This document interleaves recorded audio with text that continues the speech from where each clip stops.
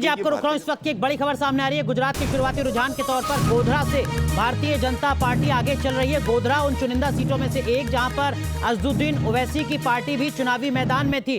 गोधरा से भारतीय जनता पार्टी आगे चल रही है। इस वक्त की बड़ी खबर हम आपको बता रहे हैं। लगातार शुरुआती रुझान जिसमें एक सीट पर और ज्यादा बढ़त बना ली है भारतीय जनता पार्टी ने। 137 सीटों पर इस वक्त बीजेपी आगे है, 38 सीटों पर कांग्रेस से शिल्पी अरोड़ा हमारे साथ हैं। प्रवक्ता शिल्पी, 1995 से 2017 तक की टैली मेरे पास है।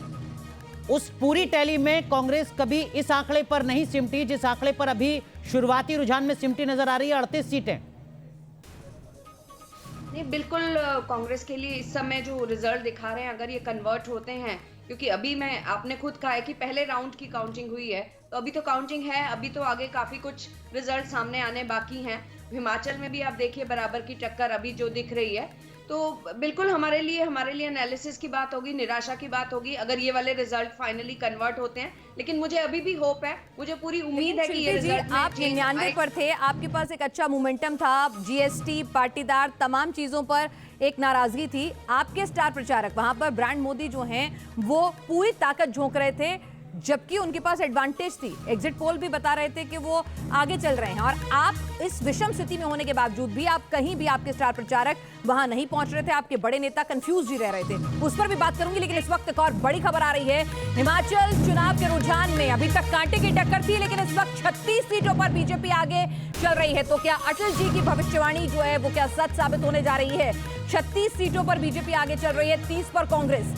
तमाम एग्जिट पोल एडवांटेज का मतलब ये कि इन शुरुआती रुझानों में हिमाचल में भी बीजेपी ने बहुमत हासिल कर लिया। और यहाँ पर ये भी देखना होगा अनुराग कि यहाँ पर कांटे की टक्कर और एडवांटेज कांग्रेस को हर एग्जिट पोल ने बताया था कि एडवांटेज कांग्रेस है। और वहां की जो परंपरा, ये पूरा का पूरा इस बार के चुनाव के दौरान कहा जा रहा था कि रिवाज जो है बदलेगा, राज भी बदलेगा। तो इस तरह की बातें कही जा रही थी। तो यहाँ पर देखिए कि यहाँ पर हिमाचल में भी अगर कांग्रेस की एडवांटेज जो है कम हो जाती है, तो अपने आप में कई सवाल जो खड़े हो रहे हैं। वो ओल्ड पेंशन स्कीम का जो मुद्दा बनाया गया था, जिसको लेकर बीजेपी को घेरा जा रहा था, वो भी शायद हिमाचल में काम करता हुआ नजर नहीं आ रहा है, अगर यही रुझान आगे बढ़ते हैं। तो एग्जिट पोल जो है यहाँ पर देखिए कि एग्जिट पोल कांटे की टक्कर और एडवांटेज कांग्रेस को दिखा रहे थे, और यहाँ पर 37 सीटों पर बीजेपी जो है बढ़त बनाकर उनको भी गलत साबित कर रही है। एनके सिंह जी, यहाँ पर एडवांटेज सभी एग्जिट पोल्स ने कहा था कि एडवांटेज कांग्रेस है, कांटे का मुकाबला, लेकिन लग नहीं रहा कांटे का मुकाबला। 37 सीटों पर ओल्ड पेंशन स्कीम, जिस पर बीजेपी को घेरने की कोशिश की गई थी, और वहां पर एक बड़ा वोट बैंक सरकारी कर्मचारियों का है।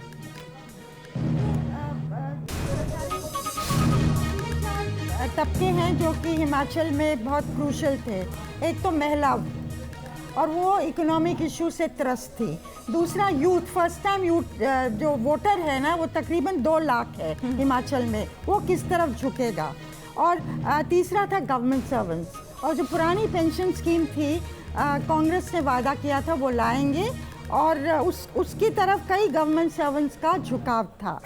पर ये जो लग रहा है, आप जैसे गुजरात तो कहानी खत्म है, पर हिमाचल अभी भी मुझे लगता है, हालांकि तकरीबन आपने पूरे हिमाचल दिखा दिए, जहां पर लिखित तौर पर जो पंजीकृत बेरोजगारों की तादाद है, जो मैं एक डेटा पढ़ रही थी, 9 लाख है, और अगर उसको सबको जोड़ लें तो 12 लाख हो जाता है। बेरोजगारी की समस्या है, ओल्ड पेंशन स्कीम की दिक्कत है, बागबानी की दिक्कत है, तमाम समस्याएं थी वहां पर, पूरी एंटी इनकम्बेंसी थी। लेकिन उसके बावजूद भी अगर ये नतीजे आ रहे हैं, तो ये तो मुझे लगता है एक चीज है, यहाँ टक्कर तो थी हिमाचल में और लोग कह रहे थे 50-50, लेकिन एक चीज है कि कांग्रेस के पास वो मशीनरी नहीं है।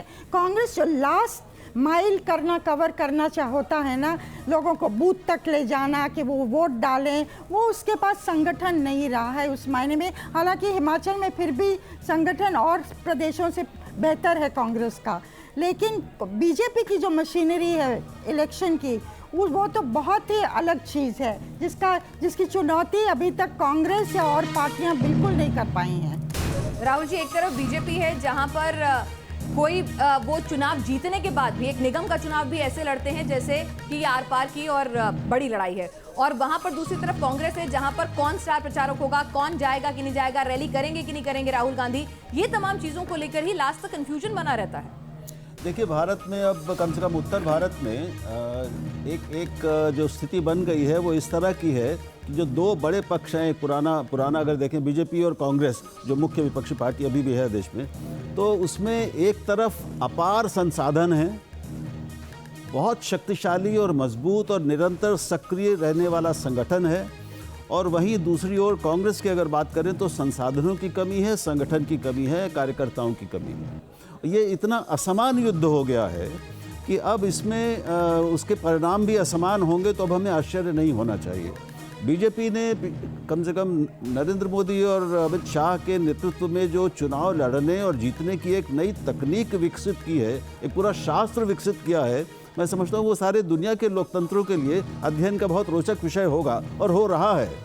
तो अब ये जो बीजेपी की मशीनरी है वो चुनाव जीतने की मशीन बन गई है। बिल्कुल ऐसा लगता है कि वो पिछले अनुमानों को, पिछले परंपराओं को, इतिहास को, सबको बदलकर एक नई चीज़ें, नए इतिहास बना रहे हैं। अब देखिए, अगर हिमाचल में यही रुझान रहते हैं तो वहाँ भी एक इतिहास बनेगा।